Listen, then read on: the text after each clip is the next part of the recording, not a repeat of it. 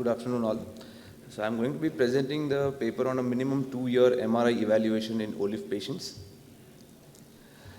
So the principle of OLIF is indirect decompression by jacking up of the disc space, and it uses a lateral retroperitoneal anterior to psoas approach for lumbar fusion.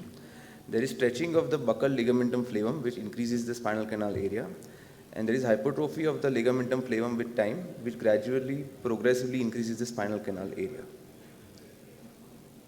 The purpose of our study is to evaluate the long-term efficacy of OLIF by increase in the spinal canal cross-sectional area, the spinal canal anteroposterior width, and the foraminal cross-sectional area in MRI scans.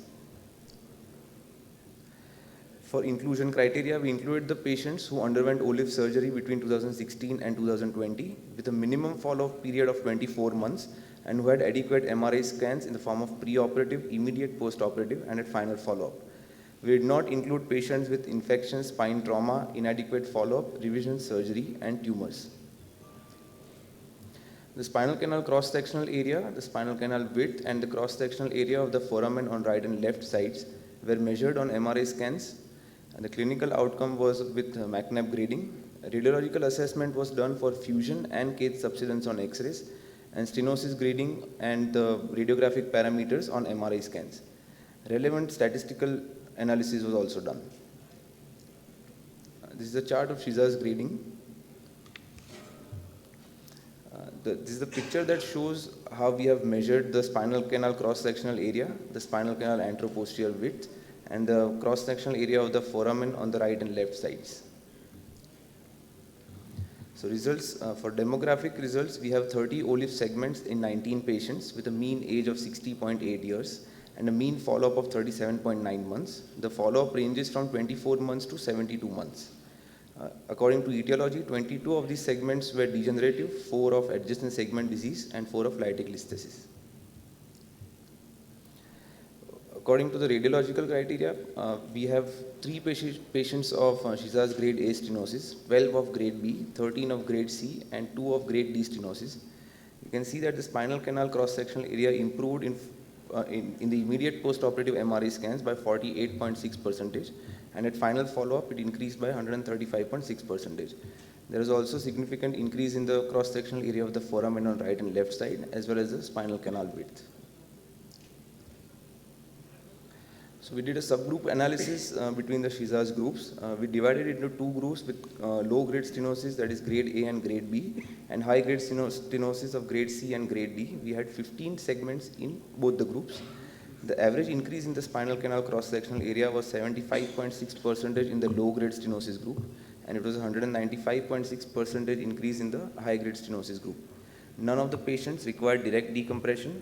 There were no complications. Fusion was seen on all cases, and 94.8% patients had excellent McNabb grading. As for a few case examples, this is a case of grade A stenosis at L4-5 level, the immediate post-operative MRI, and the final post-operative MRI scan at 37 months follow-up, which shows a 59.5% increase in the spinal canal cross-sectional area. Similarly, a case of grade B stenosis at 2 levels, L1-2 and L2-3. These are the pre-operative MRI scans, the post-operative MRI scans in the immediate post-operative period, and at a final follow-up of 24 months, which show considerable increase in the spinal canal cross-sectional area. Case of grade C stenosis at L4-5 level. This is the immediate post-operative MRI scan, and the final post-operative MRI scan, which shows a 107.1% increase at final follow-up of 72 months. We can see that the thickness of the ligamentum flavum has also reduced considerably in the pre-operative films and the final follow-up MRI films. In the case of grade D stenosis with the pre-op and immediate post-operative MRI scans, and at a final follow-up scan of 24 months, there is a significant increase in the spinal canal area. And again, there is a significant thickening and hypertrophy of the ligamentum flavum in the preoperative and the final follow-up MRI scans. And we have improvement in all the radiographic parameters, that is the cross-sectional area of the spinal canal width, and bilateral foramen cross-sectional areas, that is on the right side and the left side. we did the relevant statistics, and we found that the improvement in all the radiographic parameters was significant, and all the radiographic parameters were significantly improved. And we did compare our study with other similar studies of Shimizu, Nakaji, and Otori and colleagues, and they compared minimum follow-up, mean follow-up, and increase in the spinal canal cross-sectional area. And none of the other studies also required direct decompression or faced any complications of cage subsidence. These are the studies which we compared. So the initial improvement in the cross-sectional area and the spinal canal width is due to stretching of the buccal ligamentum flavum, and there is constant gradual improvement due to hypertrophy of the ligamentum flavum due to the stabilization. There is increase in the foraminal cross-sectional area due to jacking up of the disc space that increases the foramen height and the area, and there is also ligamentum flavum hypertrophy. So in conclusion, MIS OLIF gives adequate indirect decompression. There is immediate clinical improvement due to canal expansion by stretching of the buccal ligamentum flavum.